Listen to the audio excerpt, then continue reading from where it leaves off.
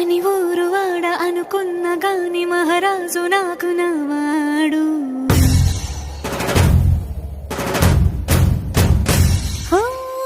మాట పెడుసైనా మనసులో వెన్న రాయిలా ఉన్నవాడిలోన దేవుడెవరికి తెలుసును నాకన్నా. సూసేకి అగ్గిరవ్వ మాదిరే ఉంటా